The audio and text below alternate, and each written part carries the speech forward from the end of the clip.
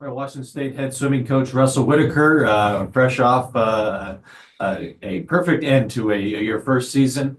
Three swimmers go to the NCAA Championships, and they all put up some impressive numbers. So, overview really quick, then we can break it down a little bit more on each swimmer. But Dory Hatazi, Darcy Revitt, Emily Lundgren, three swimmers go to the NCAAs in your first year leading the program. How much fun was that first week over at Federal Way? Yeah, it was awesome. I mean, it's just the progress I think it shows that the team has made this year from a culture standpoint. A lot of that definitely being led by that senior group that we've got, but also Emily Lundgren from the experience that she's gotten from NCAA's the last few years. And that was definitely shown not only again with Doria Thazi making it again, but especially with freshman Darcy Revitt. That's been a huge thing that we saw. This was the first year that NCAA's was not during the WSU spring break. And so that I know the week before NCAA is, Emily started getting a little bit antsy and stuff as well. It's not having classes and as much to do. And so actually it was really cool when we talked with her. I was like, hey, you need to go find something to stay busy. And how she did that was rather than doing anything by herself, she took Darcy Revitt out to like breakfast every single day. And really, I think started getting Darcy ready for what the environment was going to be like. I know that was a big thing for Emily, the big change for her freshman year. So I think just watching that leadership of her getting a teammate ready for the NCAA championships based on her experience was just really cool to see. But again, I don't know, we can't complain. It's the first time we've had three swimmers at NCAA since 2009. So that was a huge step for our program and just excited to see what we can continue to do. We'll get to Emily, but let's talk about the performances from Darcy Revitt, Dory Hatazi. Dory going for the third straight year as well, making the 200 fly. But Darcy Revitt, the freshman in the sprint events, what'd you see from those two during the week? And Darcy kind of was the first to go and then really improved as the week went along. But what'd you see from those two? Yeah, Doria Dawsey making it for a third year in a row as well with Emily Lundgren just speaks volumes to them as well. So both of them getting to join the elite ranks with Erin Eldridge as being the only ones that have qualified the 3 years in a row, and then Darcy, especially her, getting that ticket punch as a freshman now and getting to continue that legacy I think as well, hopefully within the next few years and getting to follow in Emily's footsteps as well. But really great performances from Darcy. That 50 free, she was just 100th off her best time, swam the race almost identical to Mountain West. And so for her, it was a great swim. We can't be upset with anything of how she executed the race, and especially in the environment. She, I think, fourth fastest freshman in the country in the 50 freestyle, but ultimately was 17th. So she was the first out in the 50 freestyle, that first alternate that night. And we had talked, and I think at first she was a little hard on herself, but from a point standpoint, I don't know. That's what we went in NCAA is worried about was the points, the rankings, that stuff was going to figure itself out with the swims. And so we talked with her, I think to take pride, there's not many swimmers go best times at the NCAA championships just because of the stress and everything as well. And so for her to be right on it and to prove to herself that she could break that 22-second barrier again, but also just to be right where she was, that was a big step, and unfortunately, it might not be the best to hear, but somebody's got to be 17th at the NCAA championships. Unfortunately, it was her, but I don't think that really put her in a bad spot, and I was happy with how she handled it because especially when you saw the 100 free 2 days later, she goes the best time in the 100 freestyle as well. So that was just really exciting to see that, yep, she could back it up, and especially, in her eyes, it disappointed some in the 50, but I think for all of us to go, no, that was actually a great swim. And,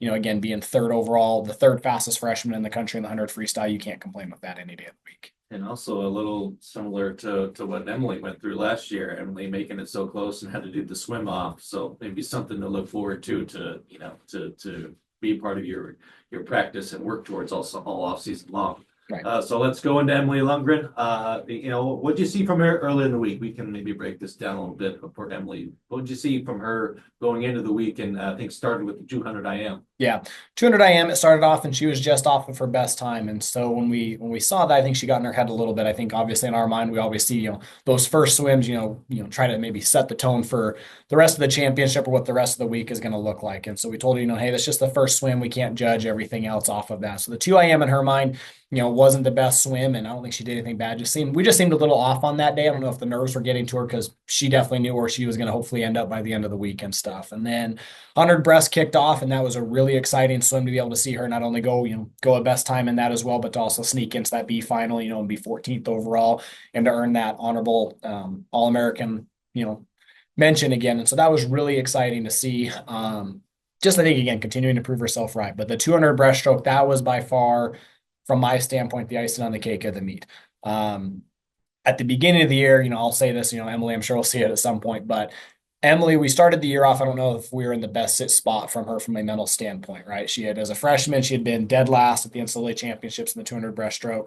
And then last year had that heartbreak of tying for eighth in prelims and then got bumped into the B final and then even added more time in that. And so when she came in this year, when we were talking about goals as I stepped into the head coach role, is I finally said, I was like, we need to get away from times this year. Times kind of become irrelevant for you at some point. Because I did ask her, I'm like, if you let's say you drop 2 seconds in the 200 breaststroke, but you're 10th in prelims, are you going to be happy? And she said no. So I was like, okay, so at this point, we just got to focus on racing and what we need to do to get going after that. So that was really the biggest focus this year. Obviously, yes, there's times in practice and pacing, but watching how she handled it, and especially, I think it was a pretty full circle moment because I think that's where she wanted to prove herself right. But the other Mountain West breaststroker that was in finals, Elise Kalmar from Fresno State, Elise actually beat Emily Lundgren at the Chick-fil-A invite at the beginning of the year. And I remember that really lit a fire under Emily, and I think wanted to just show that, hey, no, I can race and do that. And so, Elise, that was a great moment. I think that set Emily just kind of on her warpath, if you will, this year with her dominance in the breaststroke events. But just getting to see that full circle moment of, again, going from dead last, the adversity last year of getting bumped out of that A final on a swim off, into this year being that A final, and to get that first team All-America honor, to get that plaque, to be on the podium, and especially when we're the host of the NCAA Championships, right? Like that was just such a cool moment. And I don't know if there's a better example of overcoming adversity than what Emily's done in just 3 years. And it's exciting that we still have, one more full year with her as well.